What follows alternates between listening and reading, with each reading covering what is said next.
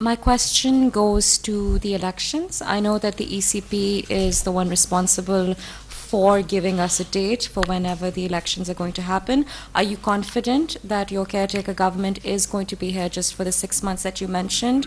I have not even mentioned 6 months. But anyways. Just say 6 months in your... No, it could be. Okay. Or less than that. But you're confident that things will be on time and the limitations, etc., will be done as per the schedule put out by the ECP, and you're not concerned that things will perhaps move forward? Well, the Constitution needs to be looked holistically. You cannot do cherry picking in Constitution. And when I say holistically, all the questions raised in your question, or the aspects of your question, the shades, they all are answered within Constitution. Do you, after having census, is it a requirement to do delimitation? Yes, it is. Does that delimitation has to be done by the Election Commission of Pakistan? Of course, it has to be done. For how long does that exercise take? It is anybody's guess, but I am pretty much confident that it would be within the reasonable framework of time. Could be 1 month, 1.5 months, 45 days.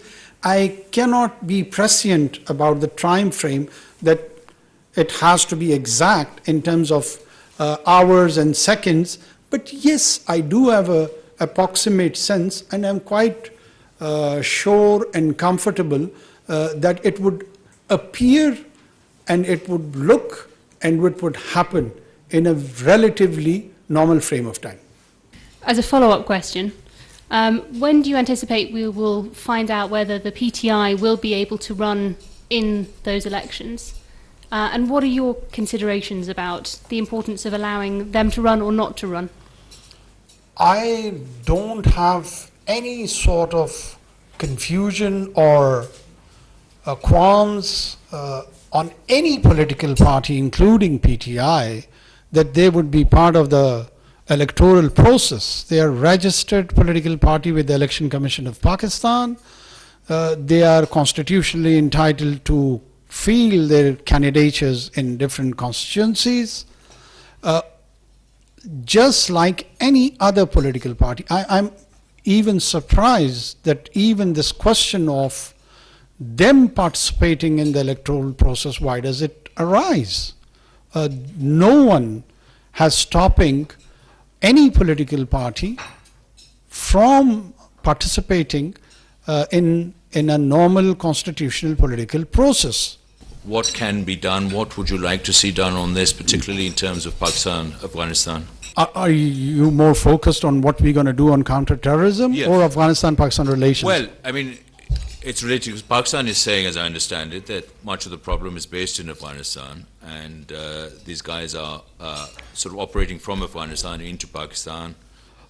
First of all, I think so we should focus and try to appreciate what is going on our western borders. And this surge in attacks of terrorist outfits, either be religious inspired attacks or even ethnic inspired attacks, like the form of BLA and BLF and the rest of their associates.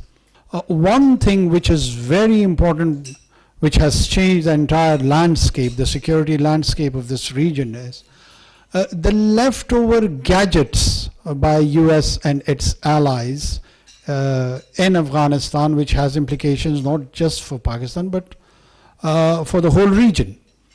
And very reliable and authentic journalistic literature has been already produced on it. It's not just what Pakistan is saying. It's the literature has been published even in magazines like Foreign Policy and few others. But we do believe this is a challenge which probably was not well thought of. And this is a challenge which needs to be responded.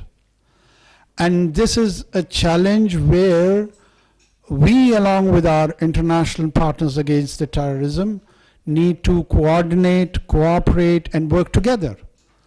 And I believe that in initial briefings to me from the security side, my understanding is that we are already working on that with our partners, be it United States and others, European Union, UK, and the rest of the powers.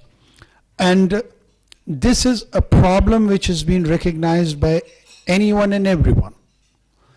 And these surges are primarily happening because the fighting capacity of these outfits has been enhanced.